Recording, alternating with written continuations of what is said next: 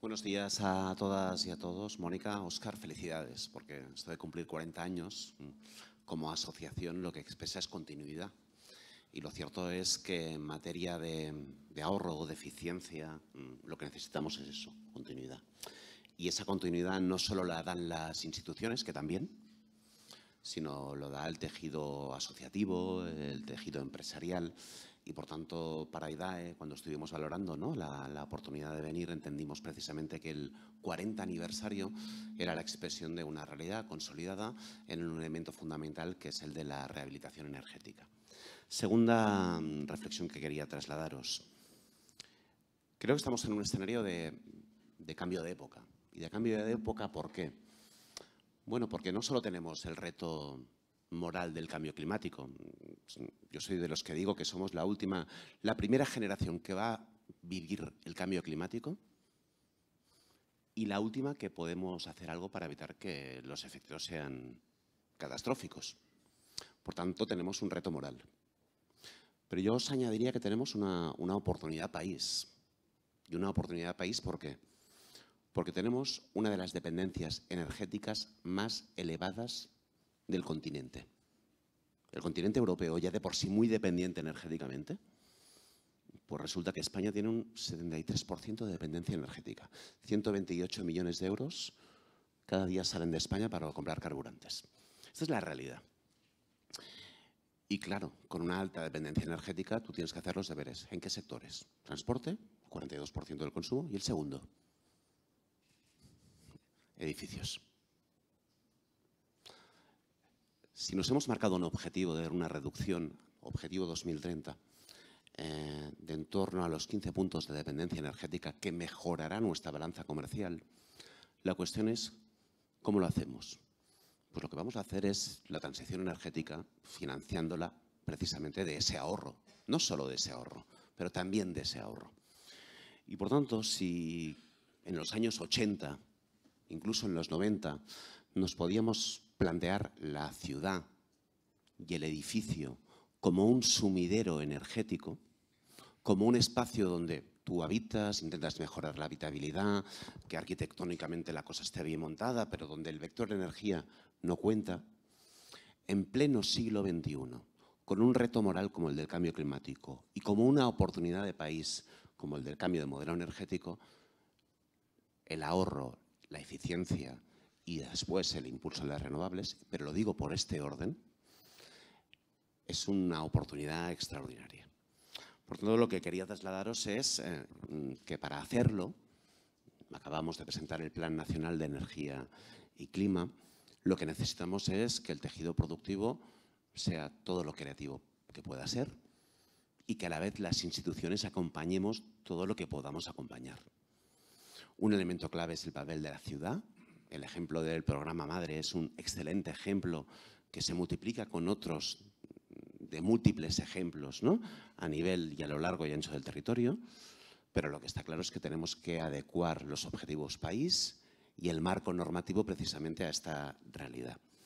En este escenario es donde hemos construido el PNIE, que el Plan Nacional de Energía y Clima, que quien lo ordena es la Directiva de Eficiencia Energética vigente, pero donde yo creo que también tenemos que tener claro la directiva precisamente que acaba de salir, la nueva directiva que establece nuevas obligaciones precisamente de renovación y de incorporar estrategias a largo plazo para apoyar la renovación de los parques nacionales de edificio, públicos y privados.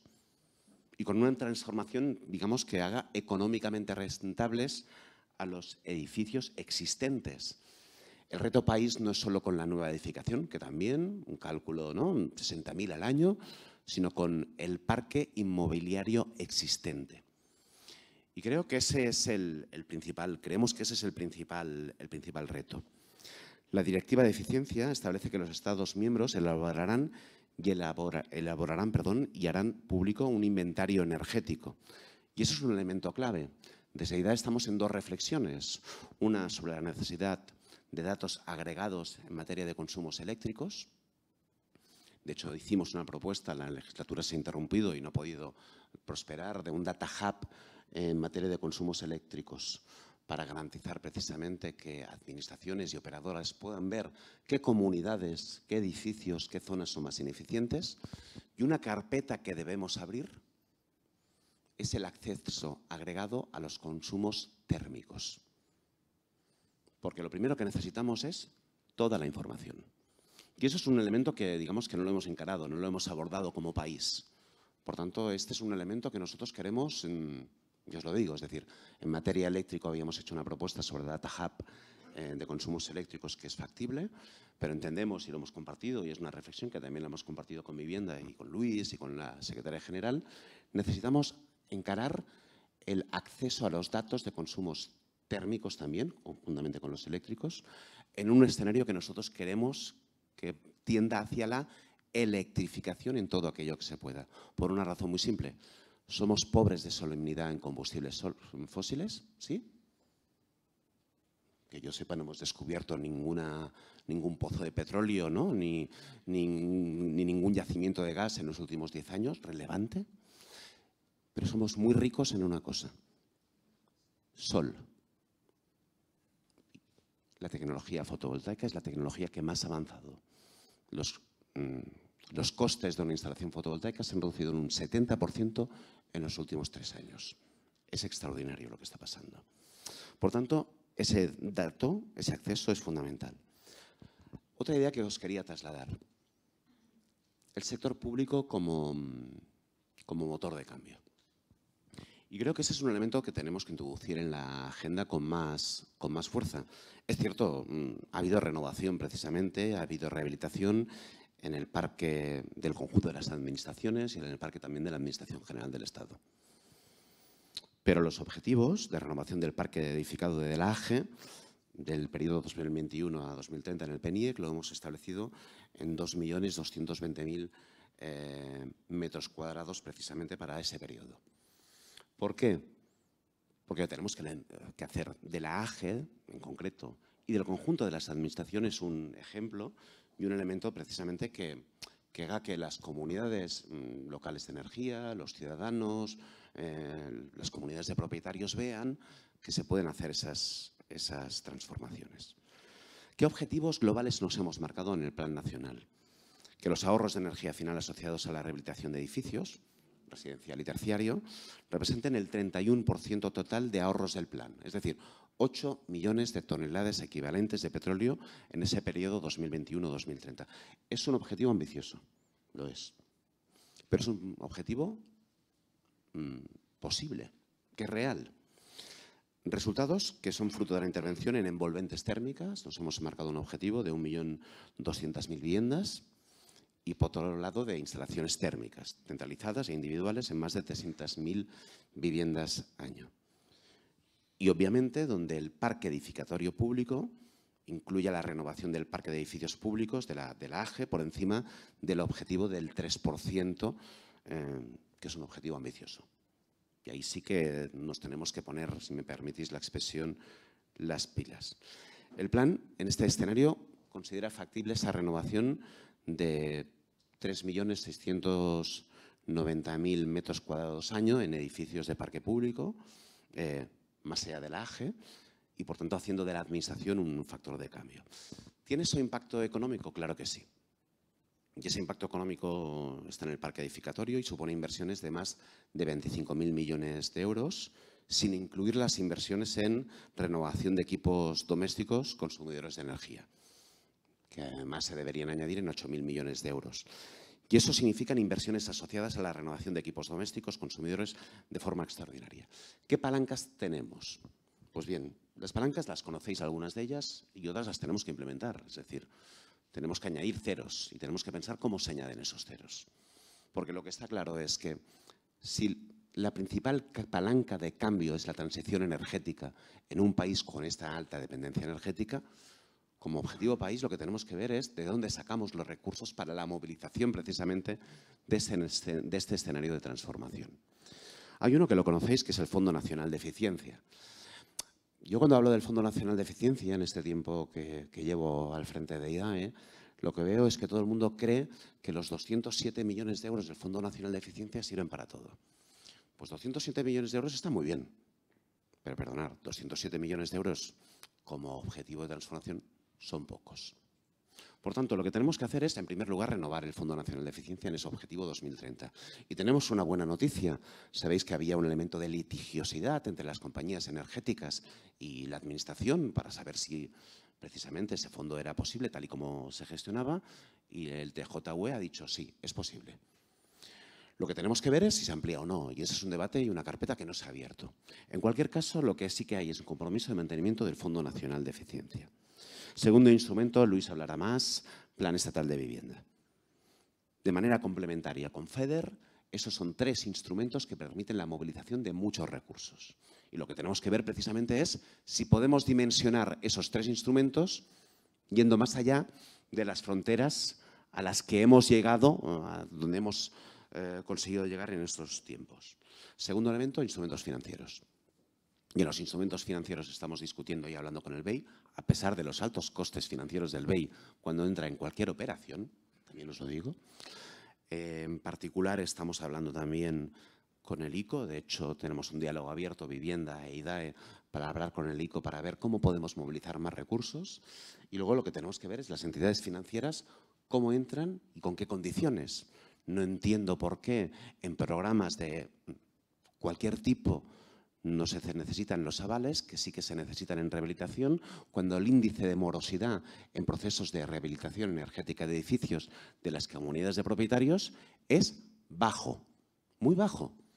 Y por tanto tiene que haber una reflexión compartida entre la Administración, los actores empresariales y las entidades financieras de cómo garantizamos precisamente que el acceso al crédito se dinamice, más allá del acceso al crédito que movilizamos, ¿no?, desde las diferentes administraciones, porque lo cierto es que el riesgo de las entidades financieras en esas operaciones de rehabilitación, cuando además se garantizan reducciones de consumos energéticos que te permiten financiar precisamente, ¿no?, dicha operación, cómo conseguimos que las entidades financieras crean de una vez por todas. ¿Y todo ello para qué? Para conseguir precisamente esa intervención integral que estamos planteando.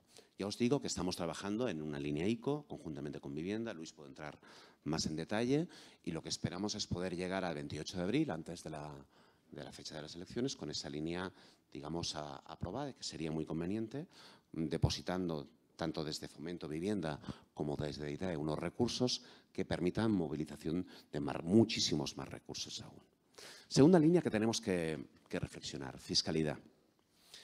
Y aquí es una reflexión que trasladamos desde IDAE y la hemos trasladado tanto al Ministerio, lo hemos compartido también con Vivienda compartimos y la hemos trasladado al conjunto del Gobierno. Debemos abrir una reflexión profunda en materia de fiscalidad por una razón, porque la rehabilitación dinamiza la economía y, por tanto, los ingresos que vienen añadidos en IVA, incluso aún bajando el IVA, pueden ser mayores. Pero tenemos que abrir una reflexión también en materia de IRPF. No puede pasar lo que yo he visto en una ciudad como Viladecans, con el programa Vilabat, que están haciendo los deberes como muchos ayuntamientos, donde hay un barrio de familias vulnerables, donde la gente ha puesto unas pancartas en los balcones, porque resulta que el que recibía la beca comedor, porque era una familia vulnerable, el hecho de que haya recibido una ayuda cuantiosa en un proyecto de rehabilitación hace que haya dejado de recibir la beca comedor, porque se ha computado como ingreso. Tenemos que abrir una reflexión sobre las ayudas en materia de rehabilitación, si se computan como ingresos o no, o como mínimo entre aquellas familias más vulnerables. Y esa es una carpeta que tenemos que abrir. Esta es la reflexión que nosotros trasladamos desde IDAE. Porque lo que está claro es que cuando el ingreso, y particularmente en barrios humildes, ¿no?, lo que te ayudan precisamente es a la lucha contra la pobreza energética y a una mejora de la calidad de vida y de la esperanza de vida, lo que tenemos que hacer en definitiva es una intervención integral donde la política fiscal simplemente sea razonable. Y no es razonable, por tanto, que computen como ingresos. Un minuto. Pues voy a barraca. Luego, medidas legislativas. Debemos transponer precisamente al ordenamiento jurídico por parte del conjunto de los ministerios y el Ministerio de Fomento y por supuesto, Transición Ecológica, la nueva directiva. y de hecho con Luis hemos estado trabajando sobre el Código Técnico de la Edificación, Reglamento de Instalaciones Térmicas de Edificios y el Real Decreto precisamente, de certificación energética, siendo este un elemento muy relevante. Creo que un elemento fundamental es la ley de propiedad horizontal, con medidas que hemos compartido también en materia de vivienda, para que las mayorías cualificadas que existen se reduzcan. Necesitamos abrir líneas en formación e información, en comunicación, no voy a entrar en detalle porque no tengo tiempo. Y debemos dotarnos de nuevos instrumentos. Desde IDA hemos informado positivamente, y lo habíamos planteado como una enmienda ya pactada, sobre la propuesta Europeis, que es una propuesta que te permite precisamente que los proyectos en materia de rehabilitación estén asociadas a, es decir, que haya un vínculo con la transformación del edificio, porque mejora y que eso permita precisamente la financiación. Y ya para acabar, una última reflexión en el marco de este minuto. Sé dónde estoy, en la Asociación de Fabricantes Españoles de Lanas Minerales Aislantes. Pero creo que el autoconsumo es una oportunidad para Felma. Diréis, ¿y por qué? ¿Qué tiene que ver el autoconsumo con los aislantes? Por una razón muy sencilla. Porque el autoconsumo puede generar conciencia energética. Mirad, vamos a aprobar en pocos días el Real Decreto en materia de autoconsumo, que va a permitir la creación de autoconsumo compartido en edificios que comparten línea de baja tensión hasta 500 metros. Eso significa que vamos a hacer realidad una cosa que está ya en las directivas europeas, que son las comunidades locales de energía, o también en la directiva europea se habla de comunidades ciudadanas de energía. Y eso va a crear una conciencia energética más allá del edificio, en el pueblo, en el barrio más inmediato. Cosa que va a permitir, si me permitís, que a la primera capa de pintura que vamos a poner en autoconsumo compartido, sí, con generación, le vamos a poder añadir precisamente intervenciones más integrales, porque el mejor kilovatio no es el que se produce, sino el que se ahorra, precisamente con aislantes, y consiguiendo que esa conciencia energética que cuesta tanto de entrar en la comunidad de propietarios, entre con las comunidades locales de energía. No veáis, es decir, el autoconsumo y el autoconsumo compartido es un aliado para el ahorro y la eficiencia, porque nos va a permitir generar conciencia energética allí donde no la hay. ¿Me explico? Por tanto, creo que cuando estamos abriendo esta reflexión, lo que estamos haciendo es abriendo una reflexión para hacer que en la intervención en la ciudad, en la rehabilitación, y en este caso como abogado especializado en derecho urbanístico, me atrevo a decir, y en el derecho urbanístico, tenemos que introducir la vertiente energética, porque la vertiente energética es una vertiente nueva. Y nos sirve para la vertiente de generación, pero nos sirve también para la orientación en ahorro y eficiencia y, por tanto, en esa intervención integral que es fundamental. Hagamos del autoconsumo una manera de introducir la conciencia energética en los edificios, entre vecinas y vecinos, entre usuarios, entre consumidores, haciendo de ello precisamente una oportunidad para proyectos de rehabilitación y de intervención más integral. Esa era la última reflexión que quería trasladar. Me he dejado muchas cosas, pero en cualquier caso, en el debate podemos entrar. Muchas gracias.